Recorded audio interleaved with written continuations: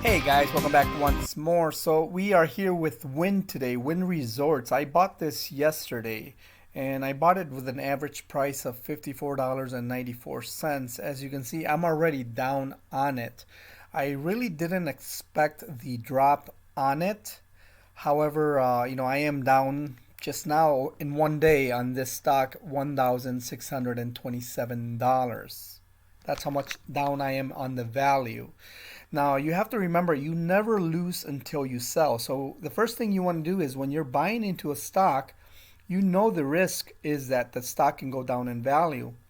Now, if you're investing for the long term, that shouldn't really bother you as much.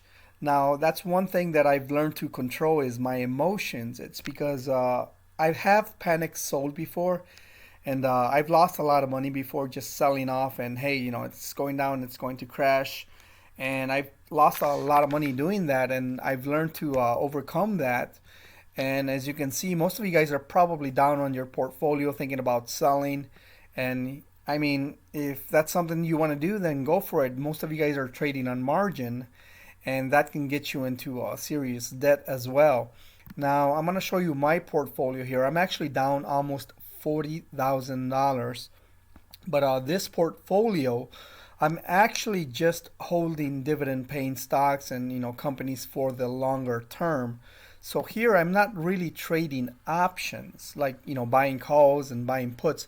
I'm doing covered call writing and selling puts. Now when you're doing that, that's giving you some kind of downside protection when the price of the stock is falling down. And I'm in it for the longer term because most of these companies that I like REITs, Microsoft, Nike, all these great companies, I believe in them for the longer term, and they are paying out a dividend. So dividend is another way of getting some cash flow going every month, depending on the stocks that you have, of course. I have a bunch of REITs that pay out every month. And for now, that's what's keeping me afloat. So I'm using that money to reinvest to average down on some of the stocks that I'm actually down on. Now, on Win here, I bought it yesterday. Remember I did that video? I bought it for $54.94.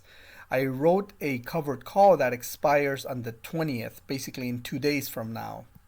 And this is what I mean when they give you some downside protection. So I collected like $520 yesterday for writing that covered call. But because the price of the stock fell down, which is right now I'm down $1,595 just in one day from buying that stock. So because I sold a covered call, now that contract, and I've said it in other videos, so I got paid $520. Now I can simply buy that contract back for anything like $52 or $65. So if I buy it back, I'm actually removing my obligation to selling those shares. And then I can just simply write another covered call. Now I can either write it in the money or out of the money.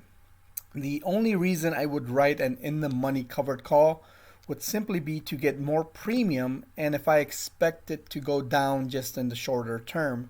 So I'll give you a quick example. So let's say I bought the option back. At the moment, I'm probably just gonna let it expire worthless. Or if there's a bounce, then that's still fine. I don't care. If something happens where wind just goes up past the strike price.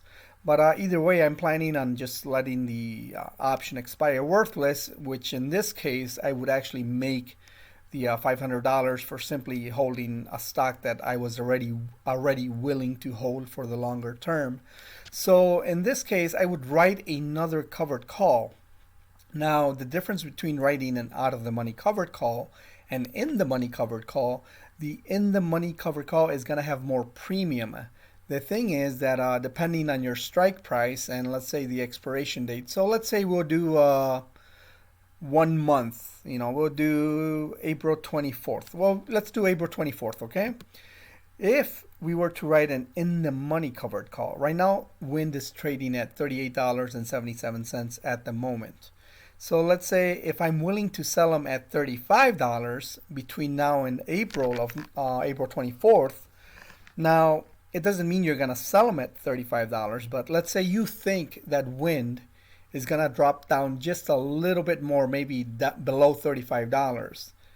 then you can simply write a covered call. That premium is going to be a lot more money. So I would actually get anything between 1,170 and $1,360 right now for writing that covered call. Now, what happens when I do an in the money covered call like that?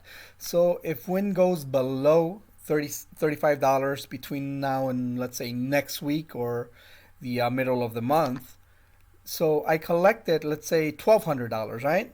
And then the price of the stock goes down. That means this contract, it's really going to expire worthless as well if it stays below $35 on wind. So that means I would actually make $1,200 for simply holding a stock, and I would be down on the capital gains, yes. Like right now I'm down $1,600 just in one day on this stock alone that I bought yesterday. But because I collect that premium, I'm technically down just a few $100s. Now, what I can do also is buy the contract back if it gets cheaper, and then decide to whether do in the money covered call or out of the money covered call.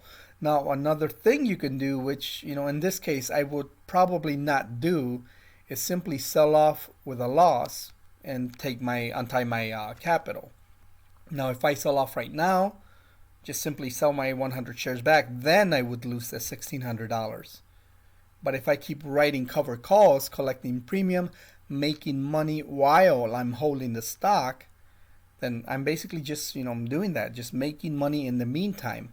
Now, markets have recovered from market crashes. I'm not saying this is going to be any different, but that's just the way I'm thinking. I'm thinking long term. I'm not thinking shorter term, because in the shorter term it can go down just a few more dollars.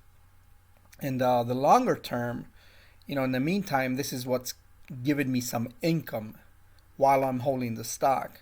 So sometimes you just gotta stop panic selling. I mean, I'm down a lot of money, but I'm holding for the long term, and you have to remember, very, very important, you never lose until you sell.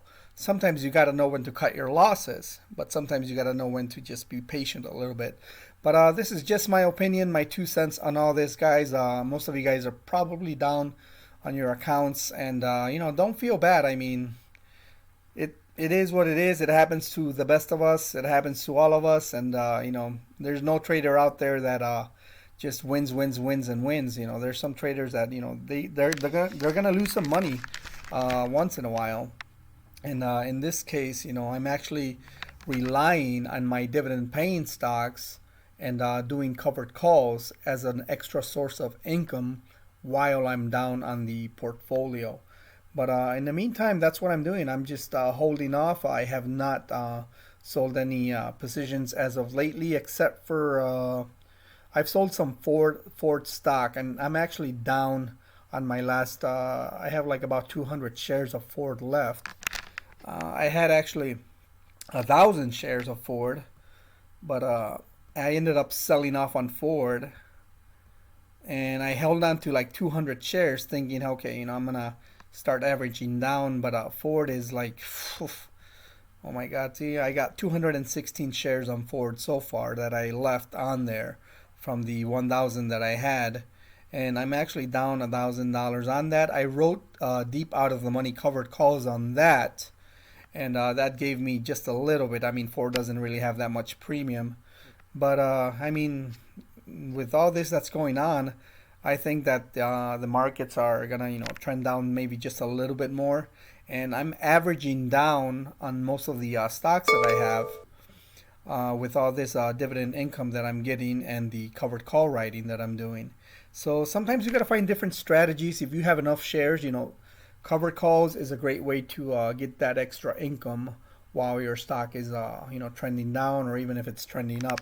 So just wanted to give you guys my 2 cents on all this, and thank you very much for watching, and until then, I'll see you guys on the next